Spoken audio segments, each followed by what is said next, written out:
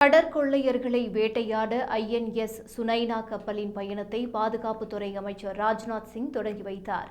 கர்நாடகாவின் கார்வாரில் நடந்த இந்திய கடற்படை நிகழ்ச்சியில் கலந்து கொண்டு பேசிய ராஜ்நாத் சிங், சர்வதேச கடல் பிராந்தியத்தில் அமைதி, பாதுகாப்பை உறுதி செய்ய IOS சாகர் திட்டம் தொடங்கப்பட்ட நிலையில் INS சுனைனா ரோந்து கப்பல் இந்திய பெருங்கடலில் பாதுகாப்பை உறுதி செய்ய உள்ளது.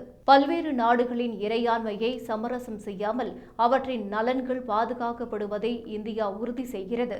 சரக்கு கப்பல்கள் மீது கடற்கொள்ளையர்கள் தாக்குதல் நடத்தும் போது இந்திய போர்க்கப்பல்கள் முதல் ஆளாக களத்தில் செயல்படுவதற்காக இந்திய கடற்படையை மனதார பாராட்டுகிறேன். இந்திய சரக்கு கப்பல்கள் மட்டுமல்லாமல் பல்வேறு வெளிநாடுகளைச் சேர்ந்த கப்பல்களின் பாதுகாப்பையும் இந்திய கடற்படை உறுதி செய்கிறது.